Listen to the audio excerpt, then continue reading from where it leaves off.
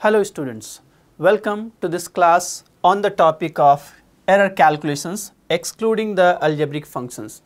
In fact, you must have learned about the methods of error analysis and their calculations, and you must be knowing that perhaps the use of differentiation, in fact the differentiation happens to be one of the most important tools in analyzing these kind of errors.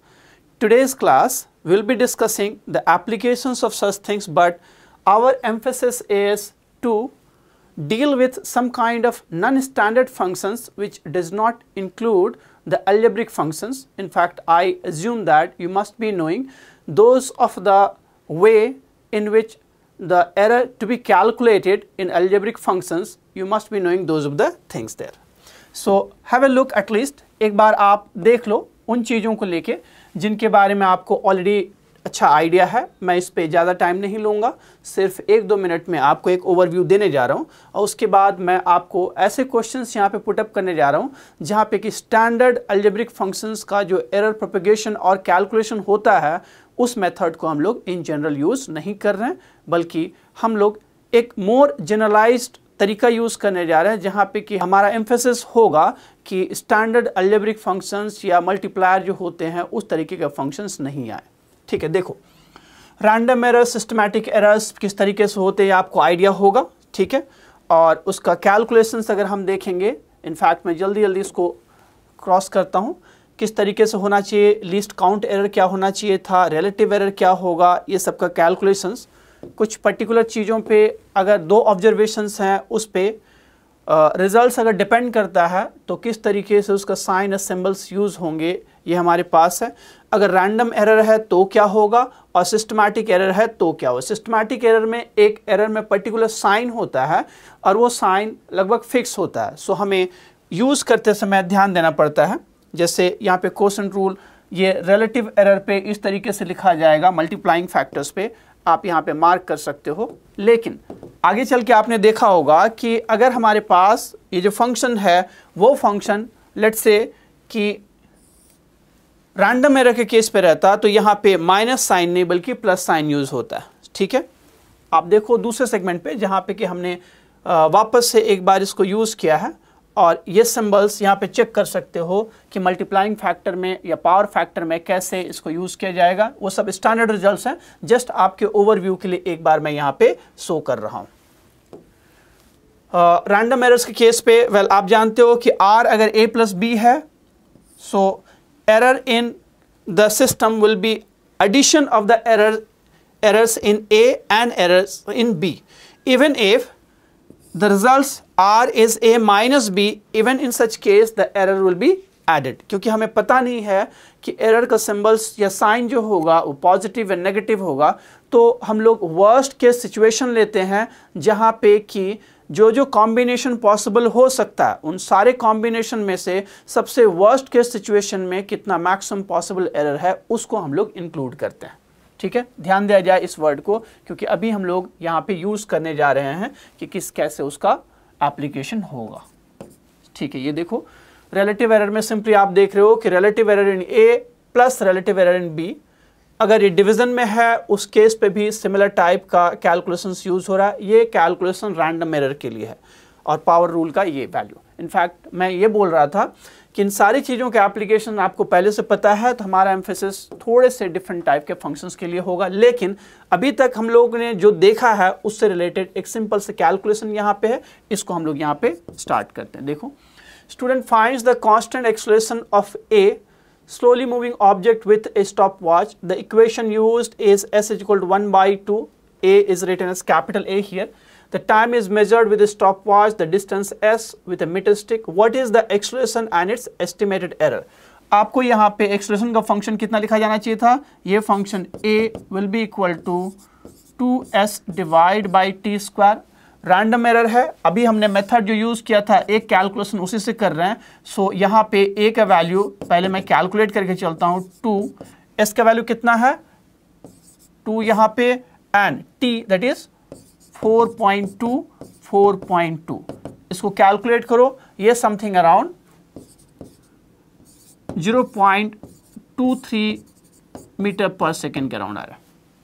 ठीक है, now what we need to calculate एक बार answer अगर mention है तो check कर लेते हैं. वेल 0.23.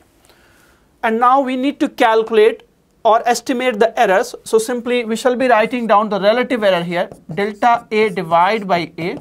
ये product rule है, that means कि यहाँ पे delta S divide by S plus 2 delta T divide by T. Have this calculation. You will be having delta A by A as delta S to be taken as 0.05, 0.005 in fact, divide by 2 plus 2 into delta T to be taken as 0.2 divide by 4.2. Fine. So now you will have the calculation delta A to be equal to 0.23 into 0.005 divide by 2 plus 0.4 divide by 4.2. Have this calculation and you will be getting this answer to be equal to somewhat further here it was 0.01 into 8 something. So it is to be written down as 0.02. ऐसे हम लोग लिख रहे हैं. So final answer हमारे पास 0.23 plus minus 0.02 metre पर second square का आ रहा. ये सिचुएशन तो वो रहा जो स्टैंडर्ड कंडीशन है. हमने कहा कि इस क्लास पे हम लोग थोड़ा से डिफरेंट तरीके के फंक्शंस को कंसंट्रेट करेंगे. चलो ठीक है, स्ट्रेट अवे हम लोग अब यहाँ आते हैं. मैं इसके बारे में बात कर रहा हूँ. Physical quantity z depends upon two other physical quantities x and y as z is equal to k x plus y divided by x square plus y square. K is a positive constant. Z, x and y represent the measurements of length. X and y are measured with the instrument of least count of 3 cm and 4 cm respectively, and the measured value of x and y is 3 meter and 4 meter respectively. Find maximum percentage error in calculation of z. So पहले बात तो आप इसको error calculation के लिए एक बार इसको आप डिफरेंशिएट कर ही दो. ठीक है, तो कैसे डिफरेंशिएट करेंगे? ये dz का वैल्यू यहाँ पे k पहले x square plus y square differential term of dx plus dy लिख दिया minus x plus y differential term of 2x dx plus 2y dy ये लिख दिया divide by x square plus y square whole square. This is the change in z with respect to the changes in x and y respectively. अभी यहाँ पे हम sign use नहीं कर रहे हैं. फर्दर कैलकुलेशन में हम देखेंगे कि कौन सा साइन पॉजिटिव या नेगेटिव लेने से हमारे पास मैक्सिमम पॉसिबल एरर का कंट्रीब्यूशन होता है. ये हमने कहा था. सो dz के यहाँ पे लिख रहा हूँ. Well x square y square आप पुटअप कर ही दो. x का वैल्यू 3 है एंड y का वैल्यू 4 है. So this value will be how much 25 dx plus 25 dy minus यहां पे ये वैल्यू कितना हुआ? ये वैल्यू 2x स्क्वायर dx 7 ये वैल्यू इनफैक्ट है. कितना है? 7. सो ये 14 x dx minus 14 y dy divide bye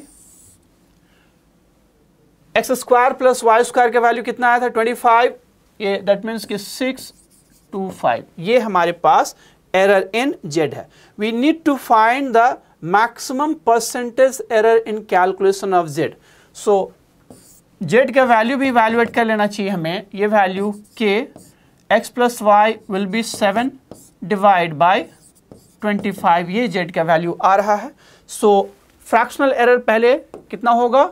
ये fractional error dz by z that will be equal to, look, it is k divided by 625 here, k divided by 625 in numerator. We can see that 25 dx, x का value यहां पे already कितना है? 3 है. 25 dx minus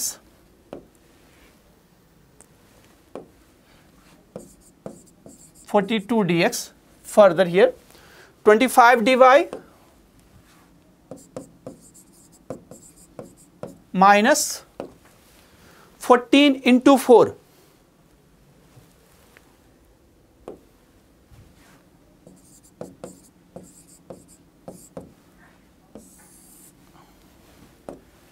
okay, ये लिख लिया. Divide by Z क्या वैल्यू 7k into 25. ये relative error है, k will cancel out, this will be 25 here.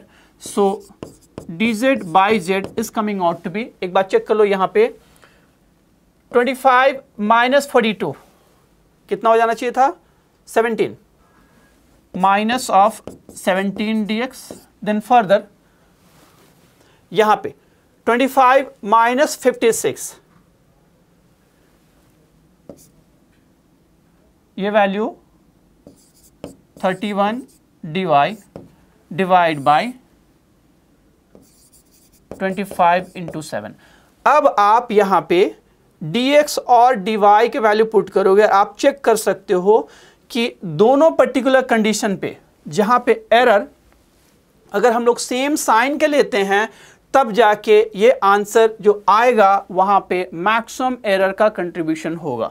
So dx के वैल्यू कितना मेंशन किया गया था, ये 3 सेंटीमीटर है और ये 4 सेंटीमीटर है. सो मीटर के टर्म पे हम लोग कितना पुटअप करेंगे, ये वैल्यू आ जाना चाहिए था 17, 3 divide by 100 plus 31 divide by 100, 4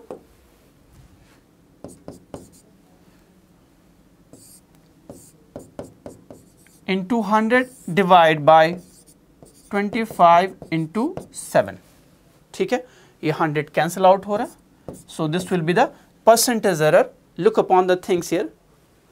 ये value dz by z into 100 already we have calculated here. So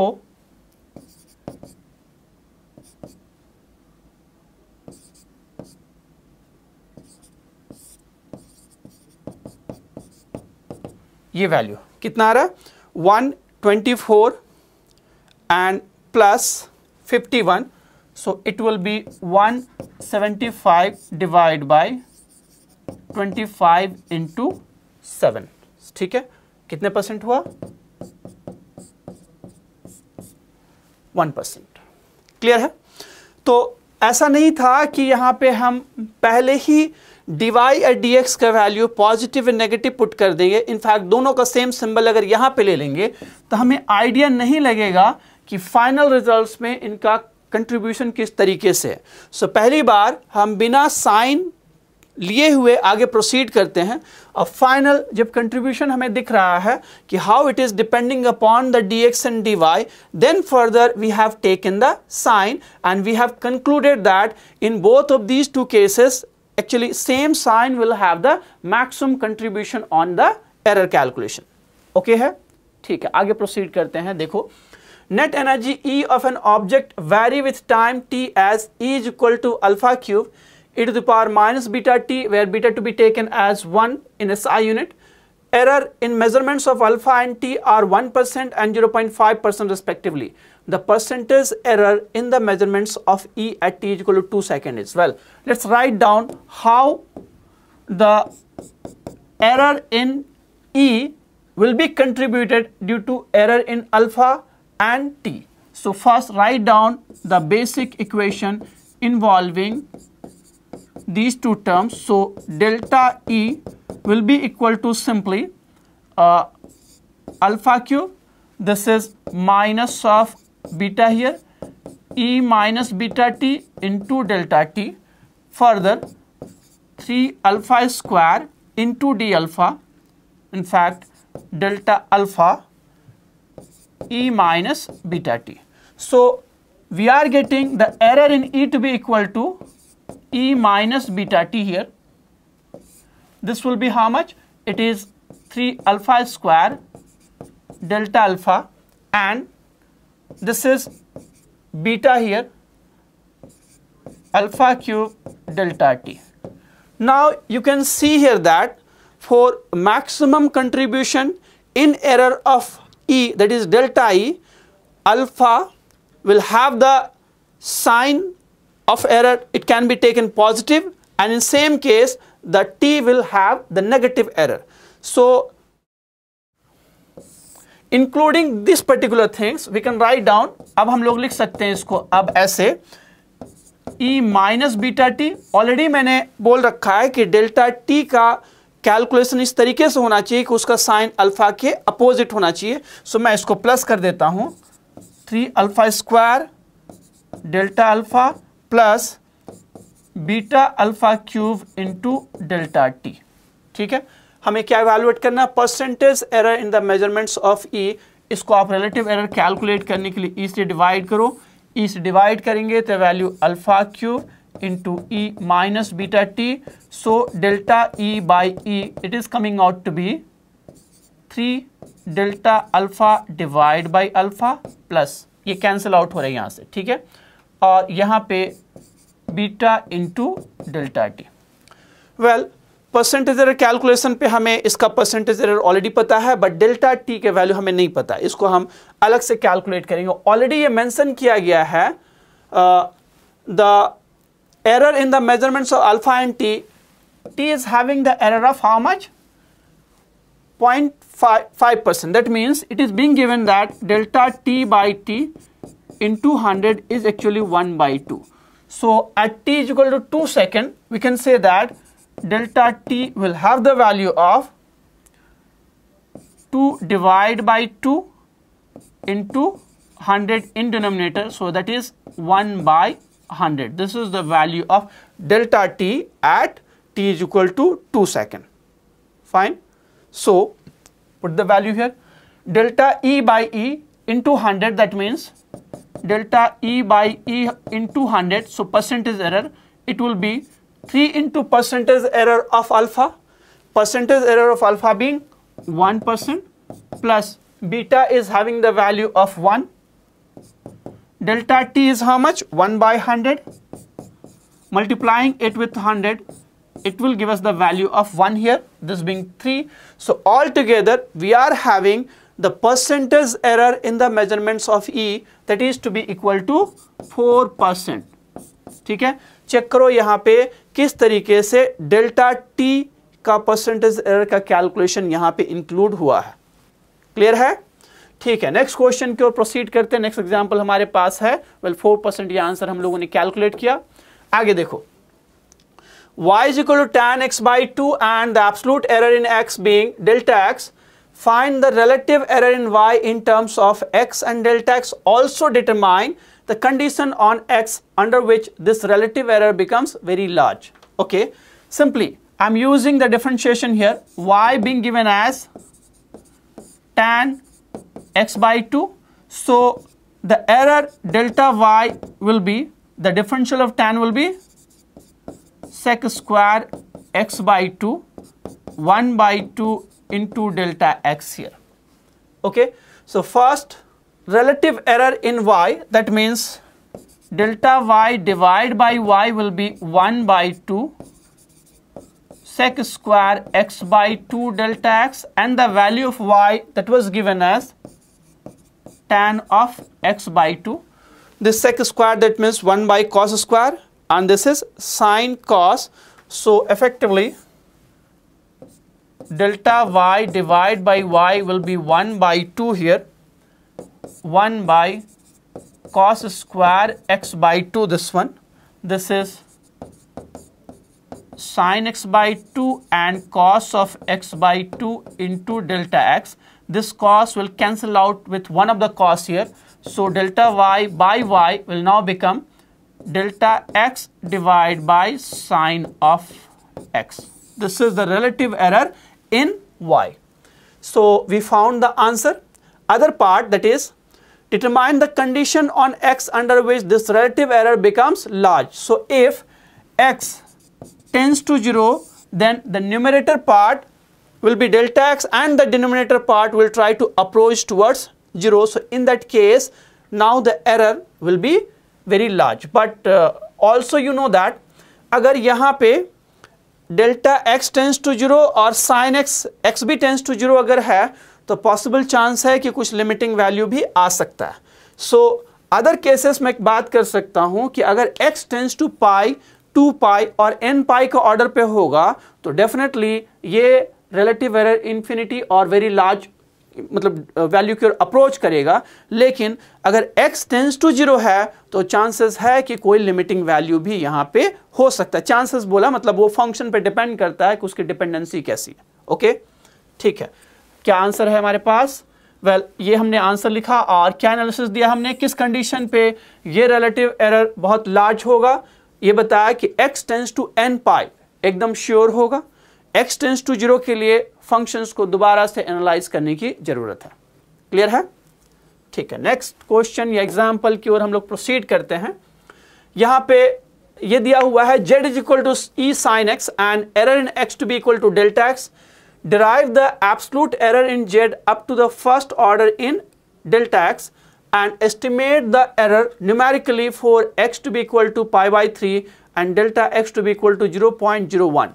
okay, so at least हम ये लिख सकते हैं z is equal to e sin of x, so error in z will be equal to sin of x e sine of x. In fact ये sine of x नहीं होगा, ई sign of x, उसके बाद साइन एक्स का differential कितना होना चाहिए था, ये कॉस ऑफ एक्स होगा। ठीक है, इनटू डेल्टा एक्स है। क्या हमें करना था, हमें एस्टिमेट द एरर न्यूमेरिकली, मतलब इसी का वैल्यू हमें एस्टिमेट करना है कि कितना पॉसिबल है। सो वेल, यहाँ पे क्लियरली हम सिंपली वैल्यू पुट कर देंगे, x to be equal to how much, pi by 3, so this will be 1/2, e that will be √3/2, delta x to be 1 divided by 100। Calculator रहेगा तो use कर सकते हैं, अदरवाइज मैं यही आंसर को यहाँ पे लीव कर रहा हूँ। This will be the estimated error in the value of z। Straight away हमने एक अप्रोक्सीमेटेड वैल्यू यहाँ पे पुटअप किया है कि अगर x का वैल्यू π/3 के क्लोज पे x में स्मॉल चेंज देंगे तो how the small change will occur in the value of z if it is related with this particular function। ठीक है, ओके, क्लियर है। नेक्स्ट एग्जांपल देखो, ये कैलकुलेटेड वैल्यू है, कैलकुलेटर से यूज किया गया है ये answer. f of xy being tan inverse xy and the absolute error in x and y are delta x and delta y respectively, derive the expression for the maximum error in f। Again एक बार मैं differentiate करने जा रहा हूं, देखूंगा कि किस तरीके से एरर का कंट्रीब्यूशन होगा। वो साइन मैं लूंगा एरर का जिसके कारण कंट्रीब्यूशन मैक्सिमम आने जा रहा। ठीक है, so delta f straight away tan inverse x y, differential क्या होता है, 1 divide by x y whole square, then x delta y plus y delta x। so delta f will have the value of x divided by 1 plus xy whole square, delta y here, plus y divided by 1 plus xy whole square, delta x here। आप एक बात चेक कर लो कि delta x और delta y का कौन से साइन के लिए एरर जो है वो मैक्सिमम कंट्रीब्यूशन होगा। डिनोमिनेटर दोनों सेम सिंबल है, सो यहाँ पे भी मैं मार्क कर सकता हूँ कि सिंपली इसका सेम साइन स्कीम के लिए ये मैक्सिमम पॉसिबल एरर का कंट्रीब्यूशन आ रहा है। वेल, यही आंसर होना चाहिए था। Drive the expression for maximum error in f। एक बात चेक कर सकते हो आप straight away, well y divide by 1 plus x y whole square. Well, यहाँ पे x एंड y का सिंबल्स, नीचे वाला तो सेम सिंबल था, y एंड x का अगर डिफरेंट सिंबल होता है तो उस कंडीशन पे यहाँ पे साइन चेंज हो सकता था। दैट मीन्स कि हमें हर पर्टिकुलर कंडीशन पे मैक्सिमम पॉसिबल एरर ही मार्क करना है। मैं यहाँ पे भी ये वैल्यू मॉडुलस 1 पुटअप कर देता हूँ। ठीक है, दोनों कंडीशंस पे मैक्सिमम पॉसिबल एरर इसी तरीके से वो कंट्रीब्यूट होगा। क्लियर है? हमारे पास नेक्स्ट एग्जाम्पल देखो। वेल, ये आंसर हम लोगों ने कैलकुलेट किया। A is equal to cos inverse x plus sin inverse x, given a small absolute error in delta x in the measurements of x, estimate the absolute error in A, comment on the result। यहाँ पे एक identity है. However small the change in x will happen, the other kind of changes will happen in these two functions simultaneously and they will balance or counterbalance the effect of each other in such a way that overall change in result will always be 0. ये identity आता है, ये always कितना आता है, pi by 2. So delta x small change in error जो होगा वो x में will not have any effect on the absolute error in A. So there will not be any change. ये conceptual question था. Clear है? No error propagation. देखो ये part एक नेक्स्ट है क्वेश्चन हमारे पास. fx being log sin x and the measured value of x is x naught. With a small error in delta x, find the approximate absolute error in f of x. Also discuss what happens as x naught tends to 0 positive. That means कि अगर x का value जो है वो 0 से थोड़े से बड़े वैल्यू के लिए अगर मेजर किया जा रहा है तो किस तरीके से एरर का प्रोपगेशन होगा. Simply delta f will be equal to 1 divided by sin x, then cos x, then delta x. ठीक है. So delta f किस पॉइंट पे कैलकुलेट किया गया, at x naught, it will be equal to cot of x naught into delta x. ये value error का calculation है. Clear है. सो अगर डेल्टा एक्स बहुत स्मॉल चेंजेस है, आप जानते हो एक्स का वैल्यू जैसे जैसे बढ़ेगा वैसे वैसे कॉट का वैल्यू कम होता जाता है. That means at close to 0 positive, the error in the functions will be very large or it will have a very high value. But as the value of x increases and it will further go away from the 0, the error in the value of the functions will have the less effect due to error in the value of x here. ठीक, क्या बताया मैंने कि x में अगर small changes है और error है तो उसका कंट्रीब्यूशन इस फंक्शन और इस तरीके के कैलकुलेशंस में जो आ रहा है वो क्लोज टू 0 अगर है x का वैल्यू तो वहां पे ज़्यादा कंट्रीब्यूशन है, और x का वैल्यू जैसे जैसे फर्दर डिस्टेंस की ओर बढ़ते चला जाता है उसका कंट्रीब्यूशन कम होते जाता है. ओके है. सो वेल यही हमने मेंशन किया है. x tends to 0, this function will tends to infinity and the error in the functions will have a very large value. ठीक है. So that's all in this particular topic. Hope you have understood the things that we have discussed. ये मैंने कहा था कि आज हम लोग जो डिस्कस करेंगे वो स्टैंडर्ड नहीं बल्कि कुछ नॉन स्टैंडर्ड फंक्शंस का एरर कैलकुलेशन को डिस्कस किए हैं.